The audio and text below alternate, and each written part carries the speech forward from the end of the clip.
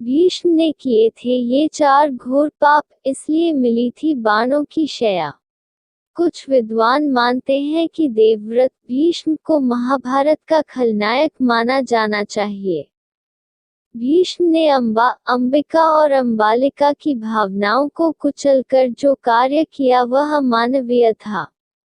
भीष्म ने ऐसे कई अपराध किए जो किसी भी तरह से धर्म द्वारा उचित नहीं थे, इसलिए कहा जाता है कि वे अधर्म के साथ होने के कारण आदर्श चरित्र नहीं हो सकते। भीष्म अपने पिछले जन्म में एक वसु थे और एक शाप के चलते उन्हें इस जन्म में मनुष्य बनकर कष्ट झेलना थे। 8 वसु भाइयों में से एक द्यू नामक वसु ने एक बार वशिष्ठ ऋषि की कामधेनु का हरण कर लिया। इससे वशिष्ठ ऋषि ने द्यू से कहा कि ऐसा काम तो मनुष्य करते हैं, इसलिए तुम 8 वसु मनुष्य हो जाओ।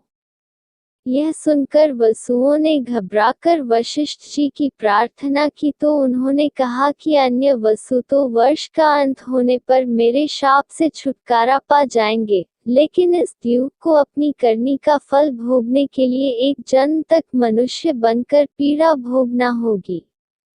यही द्यू बाद में गंगा की कोख से देवव्रत के रूप में जन्मे।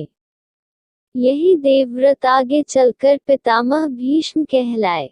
शांतनु सत्यवती के रूप और सौंदर्य से मुग्ध होकर उससे प्यार करने लगे थे और वे उससे विवाह करना चाहते थे, लेकिन सत्यवती ने उनके समक्ष ऐसी शर्त रख दी थी जिसे कि वे पूरी नहीं कर सकते थे।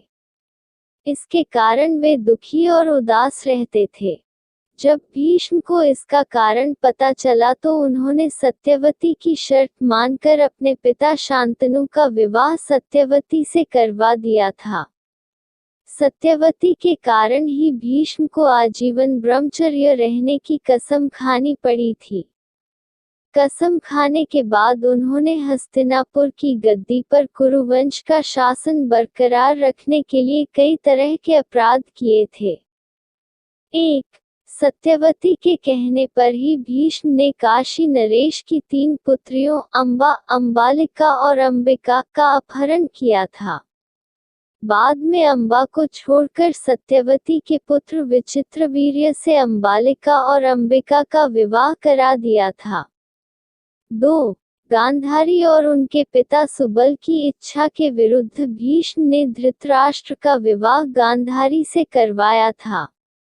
माना जाता है कि इसीलिए गांधारी ने भी अपनी आंखों पर पट्टी बांध ली थी। आखिर अंत में गांधारी को दावाग्नि में जलकर खुद के प्राणों का अंत करना पड़ा था। 3. भरी सभा में जब द्रौपदी को निर्वस्त्र किया जा रहा था तो भीष्म चुप बैठे थे। भीष्म ने जानते बुझते दुर्योधन और शकुनी के अनैतिक और छलपूर्ण खेल को चलने दिया। शरशय्या पर भीष्म जब मृत्यु का सामना कर रहे थे तब भीष्म ने द्रौपदी से इसके लिए क्षमा भी मांगी थी। 4. जब कौरवों की सेना जीत रही थी ऐसे में भीष्म ने ऐन वक्त पर पांडवों को अपनी मृत्यु का राज बताकर कौरवों के साथ धोखा किया था। भीष्म ने शरशय्या पर लेटे हुए पूछा श्री कृष्ण से कि हे मधुसूदन, मेरे ये कौन से कर्मों का फल है जो मुझे बाणों की शया मिली। तब श्री कृष्ण ने कहा, पितामह, आपा अपने पिछले 100 पहले जन्म जब एक राजकुमार थे तब आप एक दिन शिकार पर निकले थे। उस वक्त एक करकेंटा एक वृक्ष से नीचे गिरकर आपके घोड़े के अग्रभाग पर बैठा था। भीष्म ने आपने अपने बाण से उठाकर उसे पीठ के पीछे फेंक दिया। उस समय वह बेरिया के पेड़ पर जाकर गिरा और बेरिया के कांटे उसकी पीठ में धंस गए। करकेंटा जितना निकलने की कोशिश करता उतना ही कांटे उसकी पीठ में चुभ जाते और इस प्रकार करकेंटा 18 दिन जीवित रहा और यही ईश्वर से प्रार्थना करता रहा, हे युवराज, जिस तरह से मैं तड़प तड़प कर मृत्यु को प्राप्त हो रहा हूँ, ठीक इसी प्रकार तुम भी होना। अपने अगले पिछले जन्म में भीष्म द्वारा इतने पाप करने के बाद भी भीष्म को किसी भी तरह से खलनायक नहीं माना जा सकता, क्योंकि भीष्म ने जो भी किया वह हस्तिनापुर के सिंहासन की रक्षा और कुरुवंश को बचाने के लिए किया था। तो फिर महाभारत का सबसे बड़ा खलनायक कौन था?